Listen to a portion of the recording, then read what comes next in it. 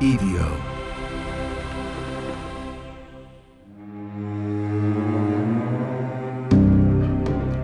They didn't all put their hands back on the board. Only Megan did. Years later, the others would describe it the same way every time they were asked. It didn't look like a choice. It looked like a response. The way you answer a phone before you've decided to even pick it up.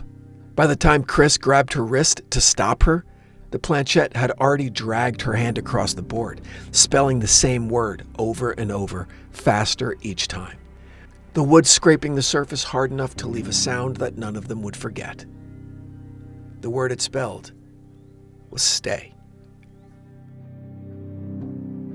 Welcome back to The Devil Within. You're listening to the Campfire Files, true stories that followed them home. This is episode 2 of The Board, What It Asked For. If you listened to part 1, you know how this started. A cabin outside Boone, North Carolina, a board game that nobody brought with them, a name, Leah, an age, 19, and a question that got an answer that nobody wanted. You. They closed the board game up that night, put the box away, and they thought that was the end of it. Follow the show if you want to hear the rest of this as soon as it drops. If you want to hear it before it drops, you could always join our Patreon. Because what happens in this episode doesn't stay contained to a board game on a table.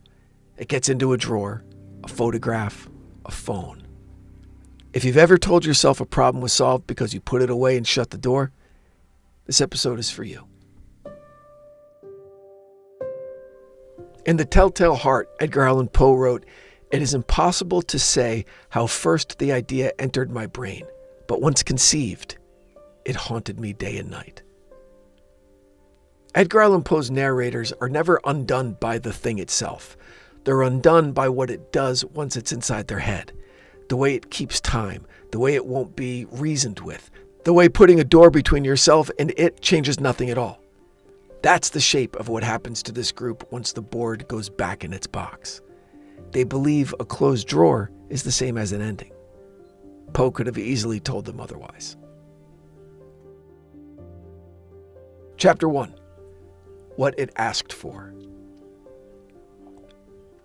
The planchette didn't stop when Megan's fingers landed on it. It didn't stop when the others shouted her name, when hands reached toward her across the table. It kept moving, dragging her hand in tight, repeated arcs. Stay. Again, stay. Faster now, stay. The wood cracking dry against the board with every pass. Megan, stop! Chris grabbed her wrist. For 1 second, it felt like he was holding her in place while something else moved her anyway. But then it stopped. It just stopped all at once, the way a held breath releases. Megan's hand stayed where it was. Her eyes stayed fixed on the board. "Megan?" Sarah asked. Nothing. Chris crouched in front of her. "Hey, Megan." Then her shoulders dropped, like something had let go of them. "What?" she said, in a voice that sounded entirely like her own. You don't remember that?" Chris asked. "Remember what?" Everyone looked at each other. Nobody answered right away, because saying it out loud would make it real in a way that none of them were quite ready for. "Well, you were moving it," Sarah said finally. It spelled the same word over and over. What word?" she asked. "The word stay." Megan frowned and looked at them strangely. "That's really weird," she said. Gosh, and for a second, it almost felt survivable. Like something that could still be folded into confusion, into a story they'd tell later as the night that everything got strange for like an hour. No, because then Megan said, "I was just thinking that. Right before I came over here, I was thinking that we should stay. Not leave early tomorrow." "Well, that's not the same thing," Chris said. I know, I'm just saying that it's weird timing, because I was thinking stay and stay. Okay. But it wasn't timing. It was alignment. The sense that whatever moved that planchette hadn't simply responded to a question. It had been listening to something underneath the question and chosen its moment. "Okay, we're done," Chris said, standing. He closed the box, he carried it to the kitchen, he opened a drawer, dropped it in, shut the drawer hard enough that the sound settled something in the room. There. The end of it. Nobody argued because they all wanted it to be true. The 4 friends stayed up late that night. Nobody wanted to be the first to bed. The conversation came back smaller and more careful than before. The silences a beat longer, the laughter landing a second too late. Sarah went to get her phone charger from the hallway. Nobody followed her, and for a minute, everything held steady. Then she stopped walking, and the stillness that followed was different from the kind that comes from simply standing still. "Sarah?" Chris called. No answer. He went after her. He reached the doorway of Megan's room and found Sarah facing the far wall, completely still. "Hey, you all right?" "I found it," she said, without turning around. "You found what?" She raised her hand and pointed at the wall. "There's nothing there, Sarah," Chris said. "I know. But that's where it is."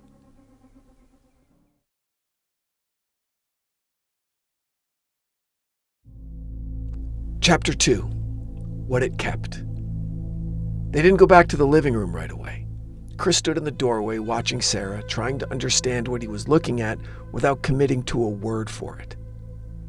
When she finally turned around, there was a delay before her eyes found his, like she was catching up to her own body. "Why are you looking at me like that?" she asked, and she sounded like herself.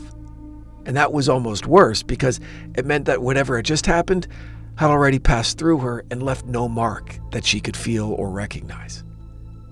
Back in the living room, Megan was the one who noticed the kitchen drawer. Not wide open, cracked just a few inches, but enough. "Did someone open that? Come on, who opened that?" Tyler asked. But nobody copped to it. Chris crossed the room, pulled it open the rest of the way, and the box was there, exactly where he'd left it, closed. But not still. The lid shifted before his eyes. It wasn't enough to open, but enough to prove that it wasn't resting the way that closed things are supposed to rest. He stepped back, and the drawer slammed shut on its own, hard enough to crack through the room like lightning in a summer storm. Nobody moved. There was nothing left to explain away. They stayed tight together after that with the lights on. No one was anywhere alone, no one in another room, and it was Megan who went still first. And it wasn't the ordinary stillness of someone tired at 4 a.m. It was something that had a different texture to it, and Sarah noticed it before anyone else did. "Megan? Megan." Megan blinked once, looked at Chris when he touched her on her arm. "Yeah, I'm listening," she said. Her voice was hers, but the timing of it, the gap before she spoke, that wasn't Megan. "Listening to what?" Tyler asked. She tilted her head, the same small motion as before. "It doesn't like when we move away from it." "Okay. What the hell does that mean?" Chris asked. "It was easier when we were sitting with it," she said. "It doesn't understand why we stopped." "Well, first of all, stop saying it," Sarah said, standing up. "What are you talking about?" Megan looked at her, and something almost apologetic crossed her face. "I don't think it's trying to scare us, to be honest." Now that landed harder than a threat would have, because fear at least has a direction. You can run from fear. This had nothing. It just wanted. "So what does it want?" Tyler asked. "Stay," Megan said. And this time the word came from her, not the board, and that distinction had stopped really meaning anything, because it seemed like they both wanted the same thing. "That's it. We're leaving in the morning," Chris said. End of discussion. "Well, why?" Megan asked. She wasn't really defiant, but she was genuinely confused, and that was the part that none of them could really shake afterwards. She actually wanted to know why they needed to leave. Dawn broke at almost 5 a.m. They started packing, slow and careful, everyone moving but Megan. "Megan, come on." "I can't," she said. "Hold on, what do you mean you can't?" Megan stood up, and for the first time, her friends noticed that there was some resistance in her movement, like she was walking through water. It doesn't want me to go," she said. "Yeah, well, too bad. We're going," Chris said. "You don't understand." Her voice dropped. "It's not in the board anymore." Now Chris came up to her, took her by the arm. "Hey, we're leaving." She looked at him, and for one moment, she was back to entirely being herself. She was clear, she was focused, and she was scared. "Don't let me stay," she said. And that was the last thing she said that actually sounded like it was her own voice, because as they pulled her toward the door, as the morning light finally reached the windows, her body went stiff and she just stopped. And in a voice that belonged to none of them, she said, "You already said yes." Again, there's a reason that board games like this are treated lightly, because taking them seriously means accepting something that most people would rather not. That interaction doesn't actually require your belief all the time. That attention is enough on its own sometimes, and that once you ask a question, something can answer you whether or not you are ready to hear it. Because once you engage, once you give something that attention, and once you answer back, it doesn't need to follow you out the door. Part of it can simply stay where you left it and take something of you to keep it company. Poe, again, more from the Raven. "And the raven, never flitting, still is sitting on the pallid bust of Pallas just above my chamber door." That's the image to carry out of this episode. Not a thing that chases, but a thing that simply stays, perched, patient, waiting for you to stop checking the doorway and go back to believing it left. Next time on The Devil Within, we close the case on this story.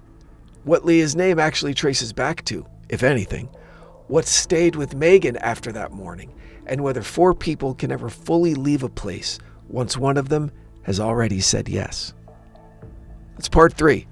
Next time on the Campfire Files from The Devil Within. The Devil Within is an EVO production, recorded live at Bel Air Studios in Los Angeles, California. For The Devil Within, I'm your writer and host, Brandon Morgan.